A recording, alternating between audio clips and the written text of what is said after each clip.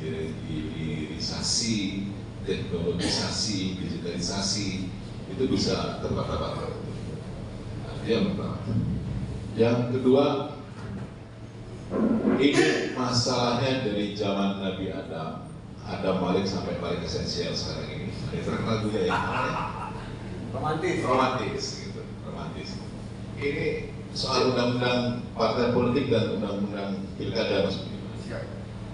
Jadi Mas Budiman ini, saya setuju ada barisan nasional yang bersifat permanen, menginginkan bahwa ketika sebuah partai politik kalah di dalam kontestasi pemilu presiden, maka sebaiknya dia di luar pemerintah. Tapi pasal itu tidak bisa masuk di undang-undang pemilu. Ya karena semua partai menolak. Apa kan dengan pasca pilpres itu? Antara kepentingan survival sama Gitu. pragmatis. Jadi memang iya betul. Jadi perdebatan soal itu kemarin itu juga sempat pada waktu tahun 2017 tentang undang-undang pemilu yang modifikasi dari 3 undang-undang itu kan, undang-undang penyelenggara pemilu dan pemilihan anggota DPR, DPD dan DPRD. Seperti itu. Jadi sehingga saya itu menilai merenung bahwa apakah itu menjadi bagian dari kekayaan budaya Indonesia, bahwa tiap-tiap daerah memiliki konfigurasi politik yang bersifat khas, baik itu konfigurasi budaya politik, sehingga pasal itu tidak masuk di undang-undang pemilu, sehingga menyebabkan menyebabkan gini, konfigurasi politik nasional tidak berbanding lurus dengan konfigurasi politik daerah, sehingga idenya Mas Budiman ini unoperasional. Butuh waktu lebih panjang. Unoperasional. Karena tidak ada daya rekat, daya ikat, daya paksa dalam bentuk peraturan perundang-undangan. Tapi Tidak kalau ada. di belakang meja bisa. Bisa aja, tapi kan tergantung pada konfigurasi. Bukti PKS bisa koalisi dengan PDIP, bisa, dan beberapa kali di daerah juga memenangkan gitu. Jadi koalisi pilkada itu tidak bersifat ideologis, Tapi pragmatis berdasarkan kepada kebutuhan dan kepentingan elektoral. Itu tidak ada itu. dan ada transaksional juga. Lebih Transaksional daerah seperti itu. ya kalau transaksional itu adalah otomatisasi kayaknya.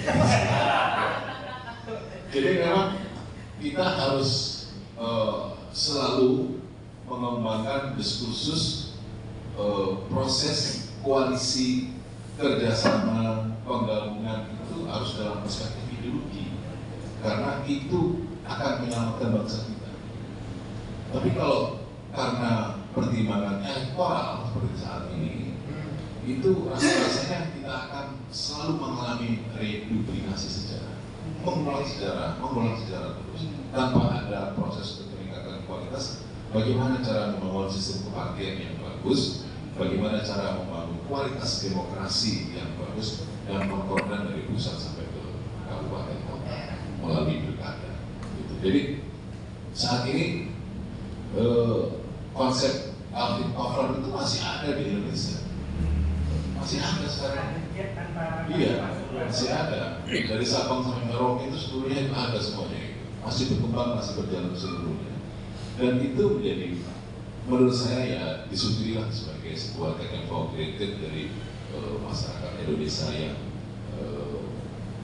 majmuk, yang memiliki tingkat keragaman suku, etnis, budaya, agama yang sangat khas, suatu bangsa yang didirikan oleh puluhan bahkan ratusan suku-suku bangsa, yaitu bangsa Indonesia.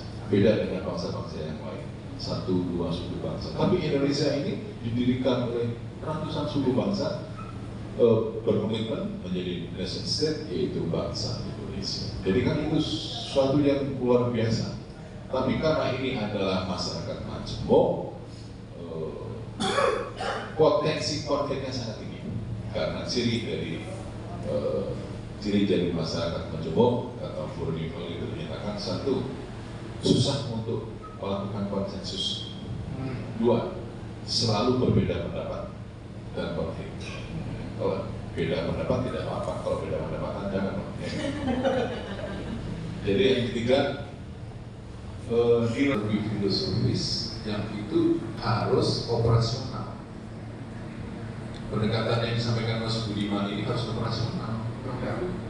Dalam bentuk undang-undang, pengembangan melalui jadi semuanya harus ikut semuanya. Dididik ya. Betul, kalau kelas maju itu ya kan, siapa tahu nanti bisa kita latih. Jadi memang perubahan-perubahan itu harus selektif melalui